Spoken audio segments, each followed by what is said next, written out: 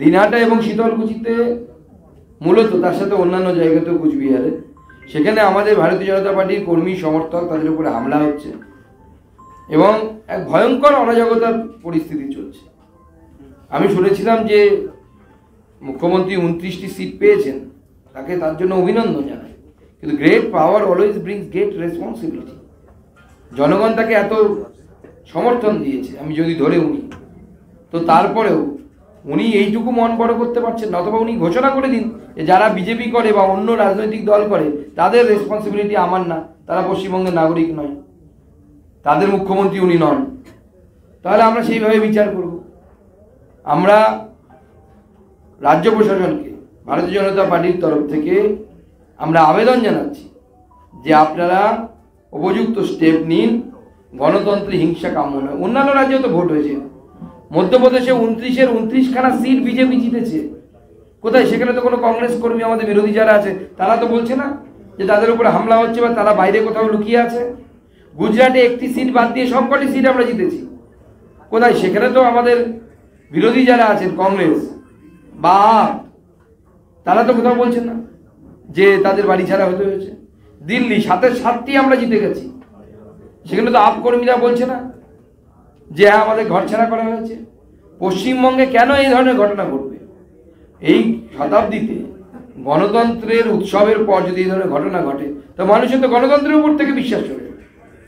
বিধায়ক থানার সাথে যোগাযোগ করবে কি করে? থানায় তো হিংসার সময় সাথে থাকছে।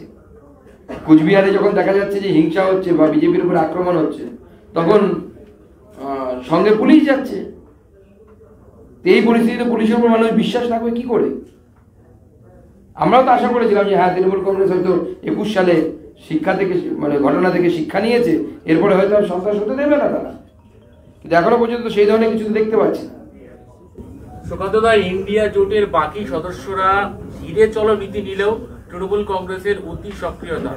অভিষেক বন্দ্যোপাধ্যায়ের বক্তব্য, বিজেপির অনেক সাংসদ আমাদের সঙ্গে যোগ রাখছেন, এত কেন সক্রিয়তা ইন্ডিয়া? না, ভয় পাচ্ছেন মোদী সরকার তৈরি হয়ে গেলে আবার চোরদের ধরা শুরু হলে ওনাকেই তো সবার আগে জেলের ভেতরে যেতে হবে, সেন ভয়ে আছে যে কোনো অবস্থাতে যেন মোদীজি সরকার তৈরি করতে না দেওয়া হয়।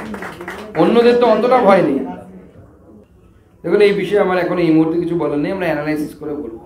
দল এগোচ্ছে না এরকম নয়, 2,33,00,000 ভোট আমরা পেয়েছি। দলের একটা নির্দিষ্ট স্ট্যান্ড, নির্দিষ্ট একটা ভোট ব্যাংক তৈরি হয়েছে। এতদিন বলা হতো বামের ভোট রামে এসেছে, এখন তো আমার মনে হয় সেটা বলা উচিত না, কারণ পরপর বেশ কয়েকটি কনজিকিউটিভ ইলেকশনে বিজেপি 38% ভোট ধরে রাখতে পেরেছে। অতএব এই 38% ভোট বিজেপির নিজস্ব ভোট, এবং এই মুহূর্তে 38 পয়েন্ট সামথিং বা 38 আমি ধরছি, সেই ভোটটা বিজেপির সাথে আছে, বিজেপির সঙ্গে আছে। যেসব দেবশ্রী চৌধুরী কিংবা দিলীপ ঘোষ যাদেরই কেন্দ্র বদল করা হয়েছে, এবার তাদের হার হয়েছে, কি মনে হয় কেন্দ্র বদলেই কি এই হার, নাকি সংগঠন এখনো পর্যন্ত দুর্বলতা রয়েছে? দেখুন, একটি রাজনৈতিক দল যতক্ষণ না পর্যন্ত ক্ষমতায় না আসে ততক্ষণ পর্যন্ত তার সাংগঠনিক দুর্বলতা থাকে। যেদিন ক্ষমতায় আসবে তখন সেদিন কেউ জিজ্ঞেসই করবে না এই প্রশ্ন। কিন্তু প্র্যাকটিক্যালি কি সাংগঠনিক দুর্বলতা আর সবলতা, এর মধ্যে কোনো ডিমার্কেশন নেই, কোনো লাইন নেই, কোনো মানে স্কেল নেই যে এতটা পৌঁছে গেলে আমরা বলবো সাংগঠনিক দুর্বলতা আছে, এতটা পৌঁছে গেলে আমরা সাংগঠনিক দুর্বলতা নেই। যখন আমরা 18টি সিট জিতেছিলাম 19 সালে, তারপরেও আমরা উপনির্বাচনে 3টি উপনির্বাচনে হেরেছি, এমনকি খড়গপুর উপনির্বাচনে হেরেছি আমরা। তো তখন কি হয়েছিল?